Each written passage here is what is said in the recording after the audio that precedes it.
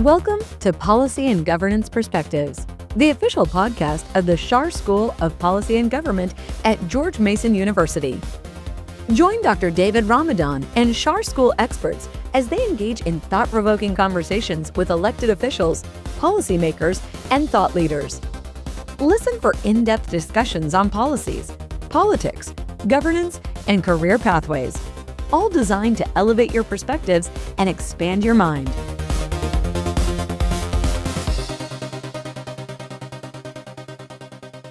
Welcome to another episode of Policy and Governance Perspectives, the official podcast of the Schar School of Policy and Government at George Mason University. Today, we're digging into the 2025 elections, mostly in Virginia, and we may talk about New Jersey. Two early tests of where voters stand ahead of the 2026 cycle. My guests are Kondik and Miles Coleman from Sabato's Crystal Ball, one of the most respected election forecasting teams in the country. Their nonpartisan political forecasting work is based at UVA's Center for Politics, where I happen to serve as a scholar as well, and therefore I am happy to see my two friends join us here at George Mason. You've seen their work everywhere, from CNN, the Washington Post, to their regular deep dive columns that cut through the spin and get to the numbers. Together, we'll unpack what happened, what surprised these experts, and what these results might tell us about shifting political winds in key states. Miles, Kyle, welcome. Thanks for joining me. Thanks for having us. Sure. All right, let us assume that I've been hibernating for the past 10 days. An election took place in Virginia on Tuesday. What happened? Give me the big picture. What were the headline outcomes in Virginia and New Jersey? I mean, I think in some ways the election was decided as soon as Donald Trump won the White House back last November, in that the governorship in Virginia has this long history of almost always, voting against the president's party. It happened again, and it happened again in kind of what ended up being a wipeout, in which Democrats not only won the three statewide races, going away the weakest performer, Jay Jones, in the Attorney General's race, who had horrible developments in his campaign, these violent text messages that emerged. He ended up winning by more than Kamala Harris did in Virginia last November. And probably the most striking thing was the Democrats won basically all the competitive race in the House of Delegates and built their majority from 51 to 64 seats. Yeah, and it's kind of funny because I was saying, like, towards the end of the election that, when we first looked at the race back in, I don't know, what was it, March or April, Spanberger was on track to win pretty kind of clearly.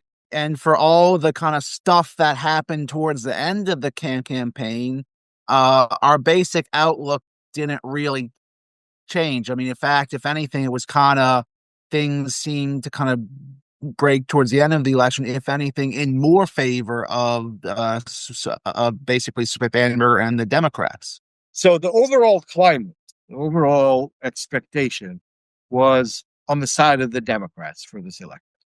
And Kyle, as you said, for the last 50 years, with the exception of 2013 when Terry McAuliffe was elected governor, Virginia has always voted for governor for the party against whoever is in the White House. But we're talking 15 points here.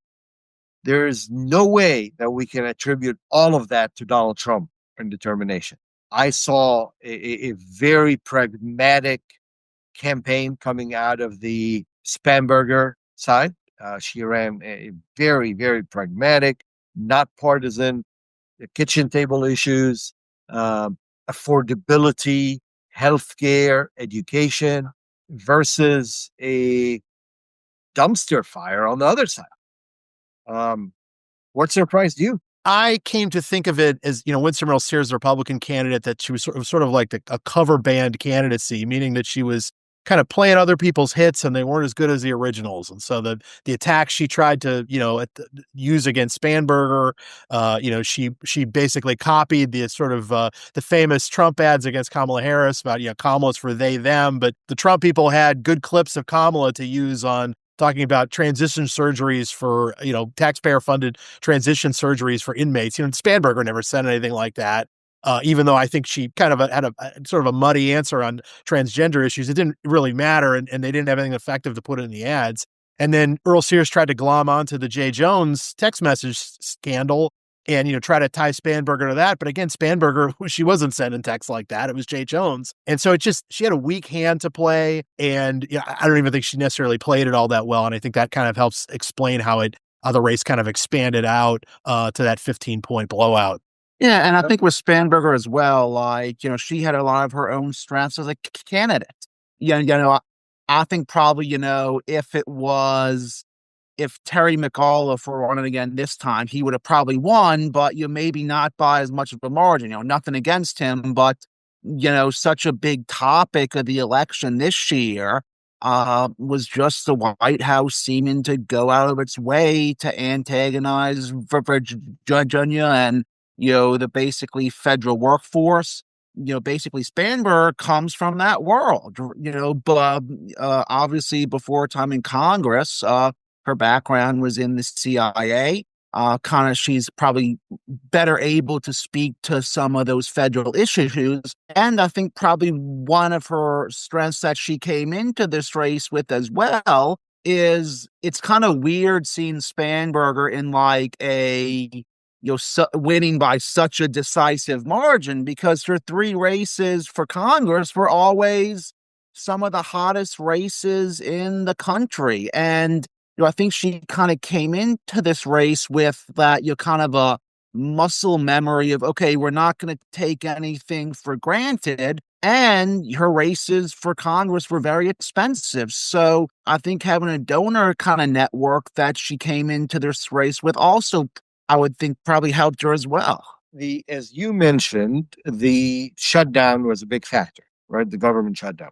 This is, I think, the first ever that I can remember that our voters went for an election day while the government was shut down. I think the previous ones had just gotten over right before election day. How much did that affect turnout, and what did you see in turnout trends overall? I know you have just issued today a lengthy dissection of the turnouts in different areas, and we're going to talk in the next segment a little bit about demographics. But talk to me about turnouts, Northern Virginia versus the rest of Virginia, Nova versus Rova here, the other metropolitan areas such as Richmond and Hampton Roads, and how did that affect the balance of this election? I would say, really, in terms of turnout, I don't know if the shutdown was that big of a it definitely probably held Democrats on balance, but kind of after the election, I was looking at some of the turnout rates by locality of this year versus 2021. Interestingly, if you look at the localities that increased most, it is a lot of the same localities that are just adding overall population, right? Like a Goochland or a Chesterfield or a Stafford or places like that. On the flip side, if you look at the top 10 localities where turnout was down most from 2021, something like 9 of the 10 are in Appalachia. And that was kind of the part of the state that 4 years ago really punched above its weight for Governor Youngkin. I would call, and I was saying this at the time, but I would kind of basically caution people about reading too much into the Virginia early vote because, we just don't have that much of a history here. But throughout the early vote, you could see that area of Appalachia, south side, basically lagging. And that was maybe a bit of an indicator of some of the maybe lack of enthusiasm on the Republican side this election. What was that lack attributed to? I guess basically Sears was not as good a candidate as Governor Youngkin. And, I feel like, as Kyle was saying earlier, it's always the party that's out of the White House that's more kind of enthused to show up and score points. Yeah, what I would add is that, back in 2021, there was a real turnout spike from 2017 to 2021 in terms of raw votes cast and the overall turnout rate too. And the places that really spiked were some of the, the redder parts of the state. And then in 2025, the turnout was really very similar to overall to 2021. There were, slightly more raw votes cast, but the actual turnout rate was probably pretty similar. And, the differences you saw, as Miles suggested, were, some of the kind of redder places that kind of really jumped in 2021, kind of maybe lagged a little bit in 2025. But as with everything, particularly in a 15-point win, it's not just the turnout, but it's persuasion too. But I do think it's telling that, the exit poll, when it was finally, reweighted to the results, it had an electorate that voted for Kamala Harris by 9 points. She had won the state by a little under 6. Back in 2021, I think the final exit poll was something like, I think it was Biden by 4, and Biden, of course, had actually won the state by 10 in 2020. So you could sort of see it was sort of a weaker Democratic electorate in 2021 and a stronger one in 2025. Interesting. Was there any results that really grabbed your attention or surprised you here? So basically, just as we were watching the returns on election night, just the House of Delegates, I guess, just the kind of Democrats kind of flipping seats left and right, that to me is the biggest thing. What it reminded me of is like back in 2008. At the national level, the Democrats had just taken the majority in the Senate in 2006, and they had a very good chance of getting a 60-seat supermajority in 2008. And the kind of motto of the Democrats at the time was 60 is the new 50. And that's how I felt watching the House of Delegates, because the Democrats had just gotten a bare majority in 2023. And now after this election, they are, a few seats short of a supermajority, which was something else. Yeah, I mean, the Democrats, they netted 13 seats in the House of Delegates. And really, if you go through the 13 seats they flipped, most of them weren't even that close. I think there was only one seat that they flipped that was decided by less than 2 points. I think that was District 30, which is sort of the Western Loudoun County seat. But there were seats that were, that seemed like they're pretty competitive ahead of the election that Democrats won by, high single digits. And, if you look at if you look at just the seats that the Democrats held going into the election, they held 51. Their closest win in those 51 seats, which is the bare majority making seat, Michael Fegan's in House District 97, he won by 15 points, the same amount that Spanberger did. So, they very easily won the majority. And again, they're getting almost close to a supermajority. We ran a preview of the House of Delegates in a crystal ball. It was written by our great intern team this semester. And they identified 16 districts basically to watch. And the Democrats won all 16 of them. It was 3 Democratic held districts, none of which were close. And then 13 Republican held districts. And, they sort of tracked if the wave gets this high, if it gets this high. And well, the wave was as big as we thought it could have been. And they just swept out not only all the Harris district Republicans in the House of Delegates, but also several Trump district, Republicans that Democrats ended up winning those seats. I'll tell you what surprised me was the spending. You mentioned the Western Loudoun County seat. So I ran in Eastern Loudoun County in 2011 and 2013. I think my campaign was $750,000 at the time. And my reelection was also $750,000. I believe my opponent in the first campaign spent something like $850,000. And then on the second campaign, $1.2 million. So combined between my opponent and I, it was a $2 million campaign, which was then the most expensive House race up till that point. Those numbers got blown out this time. Gary Higgins' opponent in Western Loudoun County spent $2.5 million. Kerry Coyner's opponent spent $3 million. Coyner spent $1.8 million. I think Gary Higgins spent about $800,000, which was underperforming in dollars for an incumbent. Those were incredible numbers. Dwayne Yancey wrote an article today. I'm not sure if you had a chance to see it. And the title was in the Cardinal News, how many House seats did Earl Sears cost Republicans? At least 10, but maybe all 13. Here's the math. So the question to you, did Sears cost the Republicans these 10? Or did Republicans cost themselves these 10? Or did Spanberger win Democrats these 10 seats? I think Spanberger ran ahead of the Democrats in basically all of these competitive seats. I was looking at some of that. Miles, is that your sense of it too?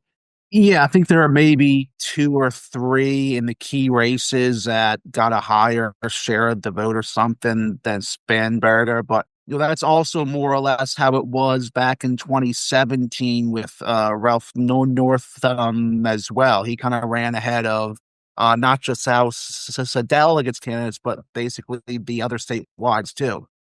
Some of what might be going on is that, like, honestly, I would probably blame Trump more than Earl Sears, just because I think this is also like very, very nationalized. And, if you look at what happened in some of the other states, I mean, it was a very nationalized election. But one of the things Democrats have just struggled with in Virginia is sort of like, reaching what the presidential number is in these districts. Usually the Republicans would do better. And this election, not only they win all the Harris Republican seats, but they actually won a handful of Trump seats as well. And I wonder if this is sort of I don't want to say it's a completion of a realignment, but sometimes we talk about political realignments, and I think Virginia has sort of gone through one over the course of the last 15 years, but particularly in the Trump era, of sort of becoming kind of more of a clearly blue-leaning state. And I wonder if the realignment is just kind of trickling down the ballot, and the money helps. The fact the Democrats basically had a big money advantage in all of the key House races, and even some of the ones that were kind of fringe targets that ended up being pretty close. But there was this kind of like latent down ballot Republican strength in the House of Delegates and the state Senate. And I kind of wonder if that's like gone now. And if that's the case, then we might be moving into a period where the state legislature actually really isn't all that competitive anymore. And like maybe the Republicans could win the governorship under the right circumstances like they did in 2021, but maybe the legislature is kind of moving into more of a, like, I never want to use the word permanent, but that we might look back at 2025 and say, okay, the legislature is basically now going to be Democratic in almost all circumstances. Look, only 10 years ago, really interesting. Republicans had a 67 majority in the House. Yep. 10 years ago, right? Yeah. 67. Now it's 64 Democratic. So I wouldn't say permanent. And that depends on what happens in the next 4 years as well, right? I mean, there's a lot of talk about a mandate, and I didn't want to spend a lot of time on that because we're talking more about the election versus what moves forward. But no one should misunderstand the mandate. And the mandate depends on what Democrats do for the next 4 years as well. And that's what's really going to be interesting. One of the things I like about following politics in this state, right, is every year there's an election. There's always another election. Looking a little ahead is, I think 27 is going to be an interest. That's basically going to be Spanberger's midterm. There's going to be this odd dynamic in the legislature where both chambers are up. The Democrats now have this like 64 seat majority. They are going to be, I think, the day after the election or something, they kind of put out a list of kind of 10 kind of districts they are going to target. We'll see, but they are also going to be playing a lot of defense as well.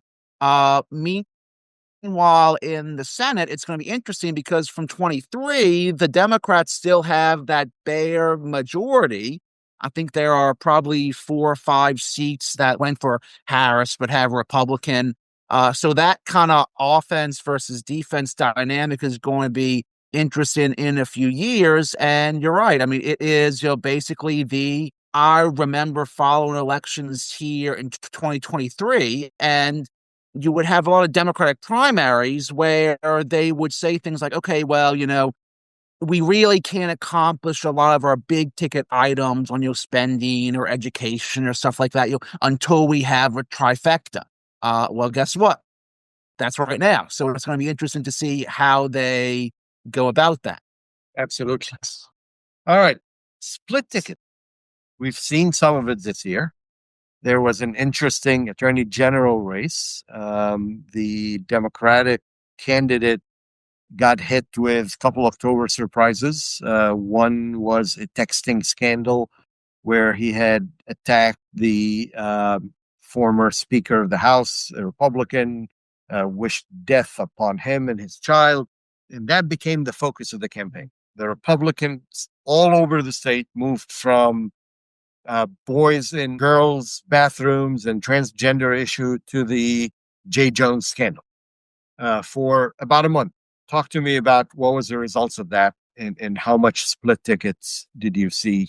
So like this is something we looked at for our most recent kind of crystal ball. This is another thing where like ever since we first looked at the election, it was like obvious that Miares, there was probably something to the fact that he was an incumbent, but he was still going to have to put a big amount of distance between him and the top of the ticket.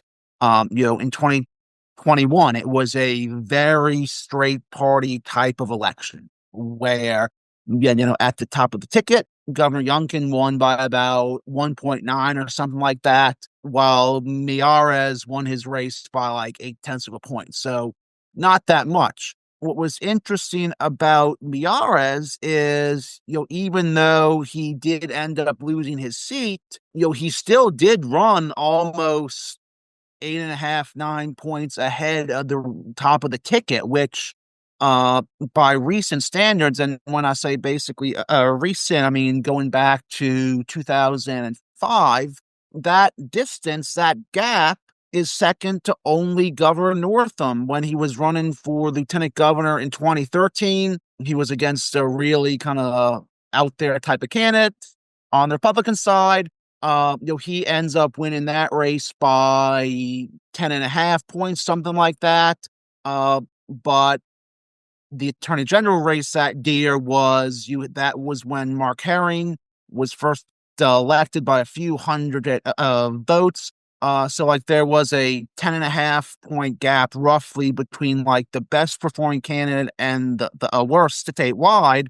The fact that Miares was almost able to get there in this type of a polarized environment, we thought that was interesting. I mean, that's probably a mix of his skills as an incumbent. He was able to raise a good amount of money as well, plus some of the issues with Jay Jones, but still sort of an impressive gap. David, I think we were comparing notes before the election and was really thinking about Northam's margin from 2017 and whether Spanberger would exceed it or not. And I kind of thought if she, matched or exceeded Northam, that Jones would probably be in pretty good shape. And if, she was under that, then Miares might have had an advantage. And sure enough, as Miles said, the difference is about 8.5, 9 points. That's, Northam won by a little under 9 in 2017. So had Spanberger matched Northam, the AG race might be, going to a recount or something. But Spanberger blew it out, and the lieutenant governor's race ended up being a double-digit margin too. And Jones ended up kind of winning pretty impressively, despite the fact that he ran so far behind Spanberger anyway. So an impressive amount of ticket splitting, but Miares just needed more than maybe is possible these days. And for our listeners, I check my thoughts by calling Kyle before the elections. I'm like, all right, am I thinking through here correctly, or am I off? And sure enough, he set me straight before the elections on some of my information. All right, so is ticket splitting back, or was this a one-off again for another 10 or 12 or 13 years?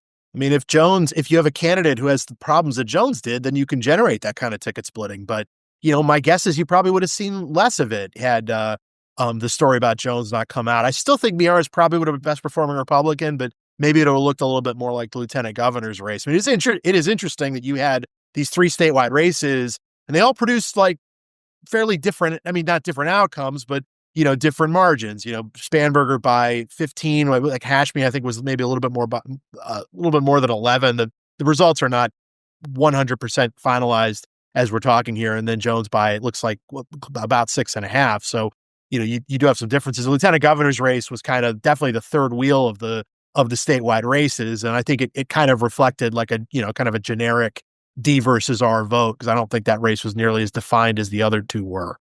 All right, let's dig into a little bit into the suburbs and the demographics. And you did some work on this this week as well.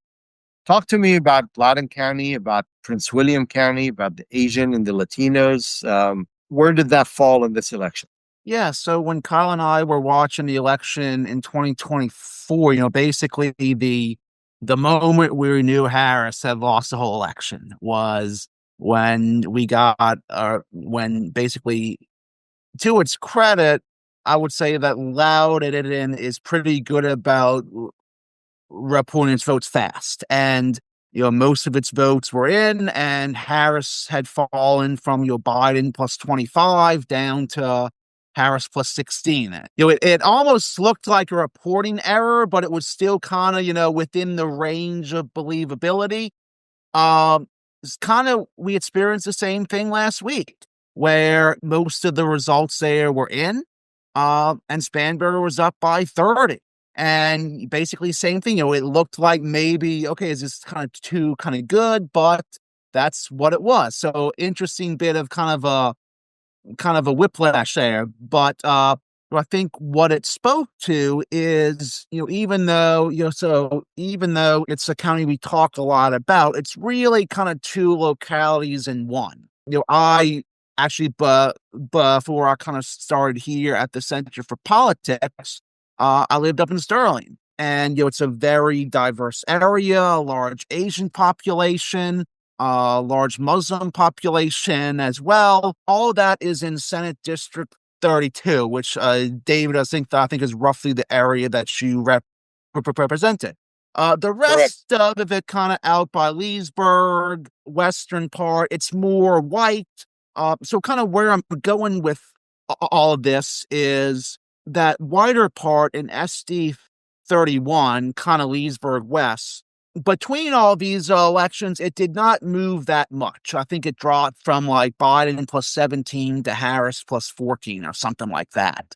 But a lot of the movement came in the eastern part of the county, which is District 32. I think it went from, like Biden plus 35 to Harris plus 22. So like a dozen points. Well, what we saw in this election here last week is in Eastern Loudoun, Spanberger's numbers were even stronger than what Biden got. She won it by almost 40. So it is, that's just, I think it's basically a group that fundamentally leans Democratic, but I think kind of over the years, it's been an interesting constituency to follow.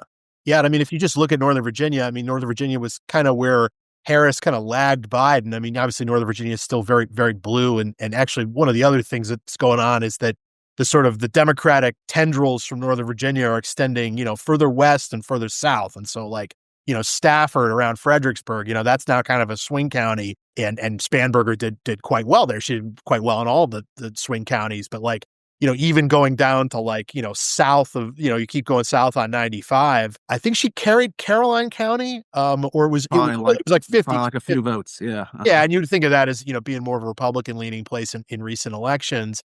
But Nova kind of really swung back toward the Democrats after some weakness, particularly in kind of, non-white heavy areas in Northern Virginia. And so that was an encouraging thing for Democrats. You saw some of that in New Jersey too, after kind of these big losses in 2024 in places that went from like, super blue to, to a slight, a little lighter shade of blue. They went back to being super blue in the context of 2025.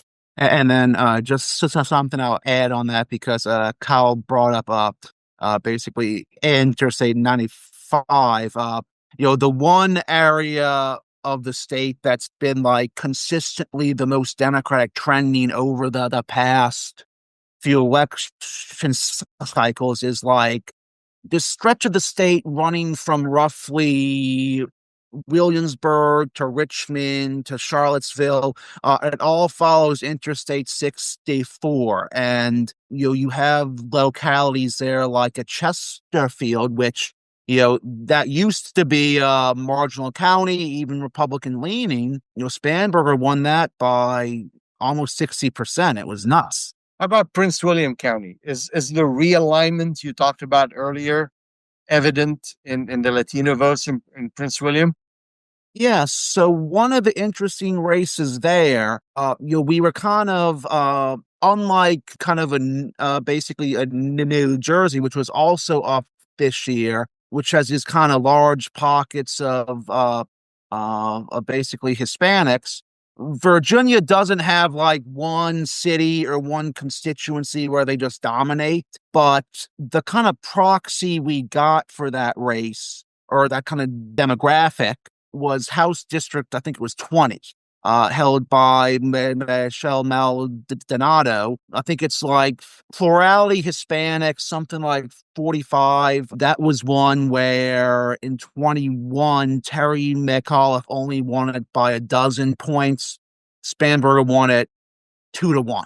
And that was also an interesting race because I think it was emblematic of the Republican struggles in this state because you'll basically Maldonado was always a favorite, but her Republican opponent was a defense contractor who lost his job, had to move to another state. He dropped out like too late for his name to be removed.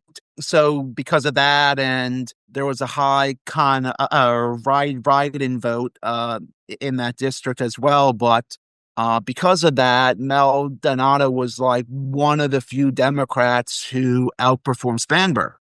You talked a little bit about New Jersey. There are a lot of similarities or a lot of lessons that we can take or predictions even between Virginia and New Jersey regarding 2026 and the midterm elections for Congress. I don't believe you can draw any lines unless you do from the New York City elections. I think that's an outlier and separate, right?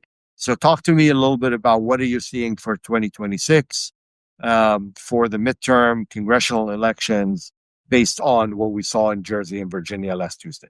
One of the things you definitely saw in New Jersey was actually, I mean, throughout the campaign, I thought that Spanberger, was running a better race than Mikey Sherrill was, the now governor-elect of New Jersey, Democratic governor-elect in New Jersey, and that Jack Ciattarelli, the Republican candidate up there, was running a better race than Winsome Earl-Sears.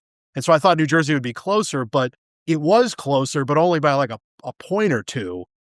Sherrill ended up winning a very impressive victory of her own. In fact, her margin, I think, was probably more surprising than Spanberger's, just because I think the polling generally showed a closer race in New Jersey. And again, technically it was, but only by like a couple of points. But, in northern New Jersey and in some of the strongly Latino areas that Miles had alluded to earlier, you saw, decent swing back to Democrats. And I think there has been some real erosion for Democrats in some of those places, particularly if you look over kind of the longer sweep of the last 10 years, since kind of Trump emerged on the scene. But there was definitely, a rebound. And just to kind of, what do these races tell us about 2026? I feel like all of 2025 electorally has felt a lot like 2017 did, where you had Democrats consistently, doing well in like special elections, relative to like Harris did and various districts across the country. You had a big state Supreme Court race in Wisconsin where Democrats did well. This November was sort of the best test. I mean, you had the most elections going on. The Democrats really performed quite well, all over the place, Virginia, New Jersey, and California, and Pennsylvania, Georgia, some other places that had, notable statewide races. And so this all doesn't have to be predictive of next year, but we are at sort of, the midway point to the midterm. And the results have really been quite good for Democrats, even though the party is struggling with, its internal strife, and there might be these kind of ideological primaries next year. Democrats are upset with their leaders, but they're donating money, as we saw in the Virginia House of Delegates races, and they're turning out to vote. And, that's ultimately the most important thing for these, for determining power is how, there's a lot of complaining going on, but the electoral performance for Democrats really has been quite good. Doesn't automatically means that Democrats are going to sweep in 2 years for the midterm elections. There's a lot of play here. Yeah, I mean, things can change. I mean, we sometimes have intervening factors. I mean, I think that, the Dobbs decision in 2022 probably, changed the environment and probably made the 2022 midterm weaker for Republicans than you might have expected the morning after the 2021 elections, for instance. And then something I'll say, kind of looking forward to the midterms as well, is something that has been kind of a big storyline of this midterm that's also starting to get some play in Virginia as of late, is the idea of mid-decade redistricting. One of the big non-gubernatorial races of last week was Proposition 50 out in California. Basically, Governor Newsom put it to a vote if the people would like to temporarily override their independent commission in California to draw a map that was more favorable to the Democrats. it looks like within the next few months, the Virginia Democrats will be doing something similar. This is a state that they could probably net 2, 3, 4 seats out of if they do a well enough job at redrawing the congressional map here. But something that I think was probably encouraging out of that vote for the Democrats is I was comparing how Prop 50 looked compared to Kamala Harris's margin last year. Because I've been told, okay, well, Virginia is not California. Basically, Kamala Harris won California, roughly 60-40. If Prop 50 passed by less than that, that might have not been a encouraging sign for Democrats here, because in Virginia, it's only a Harris plus 6 states, so, less of a margin for error, but it beat Harris by a few points. So I think that is, if you're the Democratic legislators here in Virginia, you look at the strong result for Spanberger this year. You look at Prop 50 as well, passing by almost 30. One point I was going to make on New Jersey very briefly is one analogy I was making in terms of why we might have been surprised the little. Something that a Virginia audience might kind of like is it almost reminded me a little bit of Ed Gillespie, where he came very close in 2014. So I think a lot of us were surprised by how much he lost in 17. I saw kind of same thing with Chad Dorelli. I mean, yes, he probably was a better candidate than Sears in Virginia, but same deal. He comes very close to pulling an upset in 21 in a good national environment for the Republicans, runs again and loses decisively in a environment that's just not as favorable as it was that first time. Yeah, and just to piggyback off that, there was a lot of uncertainty about Virginia. I mean, we had it as we had the Democrats favored the whole time, but I mean, I remember the polls were relatively close in Virginia, and then Northam just ended up blowing it out, and it is kind of a carbon copy of what we saw in New Jersey. I mean, you had Gillespie. It seemed like Gillespie was kind of dominating the conversation, contesting the election on the sort of the issues that he wanted to contest it on, and again, it just ended up not being close. And New Jersey was kind of the same thing. Yep. For this year, somebody just shared with me yesterday the interesting similarities and connection between Virginia and New Jersey. So the governor-elect of New Jersey was born in Virginia. The governor-elect of Virginia was born in New Jersey. They both went into Congress at the same time as freshmen. They were roommates, and now they became the first women governors of their two respective states. I'll add one more thing there is Spanberger is going to be the 75th governor of Virginia. Cheryl is the 57th governor of New Jersey. So same numbers too. Same it's numbers. come on. Gentlemen, before I close us out, your final thoughts. I would just reiterate that, again, for all of this kind of strife on the Democratic side, Democratic performance in 2025 has really been quite strong. I'm curious to see, kind of what happens when Spanberger takes over as governor. I mean, she is someone, as Miles said, she was running in competitive races. She's seen as someone who's been kind of a critic of the left within her own party. But, one of the first things the legislature is going to do when they get back in January is they're going to repass this gerrymandering proposal to take the voters. And that's inherently kind of a hard-edged partisan issue.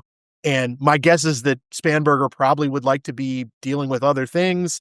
But this is going to be one of the defining stories of her first several months in office is this gerrymandering push, which again is not a gerrymandering is about as political and partisan of an activity as you can get. And she doesn't have a direct role in it because she has zero role. The legislature she has zero role. Yeah, the legislature determines, what goes on the ballot. They obviously already passed this thing right before the election. There's a legal fight about it, and then they're going to do it again coming back here. But she is the lead. I mean, she doesn't have a role in this, but she's the governor of the state, or she's going to be the governor of the state. She's the leader of the party, so she's inherently kind of involved in it. So that's just an interesting little thing to watch early on next year.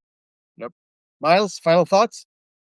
Yeah, and it probably was as good election as the Democrats could have asked for. I basically agree with what Kyle said. I mean, I think like basically Spanberg, like temperamentally is a type who I feel like wants to be able to work across the aisle, work with kind of everyone, but that just not in this moment just might not be where the Democrats as a party are. So it's going to be interesting to see how she navigates that. And I think as far as next steps, I mean, it is, we just had the election last week, and we're still digging into all these breakdowns and precinct results and stuff. So we will still be writing about all this stuff. Kyle, Miles, always a pleasure. Thank you for your sharp analysis, for helping us decode the data. Listeners, you can follow their work at Sabato's Crystal Ball, published by UVA Center for Politics. This has been Policy and Governance Perspectives. You can find all of our episodes at char.gmu.edu/podcast or wherever you get your podcasts. I'm Dr. David Ramadan. Until next time, stay informed and stay engaged. That brings us to the end of another insightful episode of Policy and Governance Perspectives. We truly appreciate you joining us for these important discussions featuring voices from across the Schar School. For more information and to explore our archive of past episodes, please visit char.gmu.edu/podcast. Thank you for listening, and we look forward to sharing more with you next time.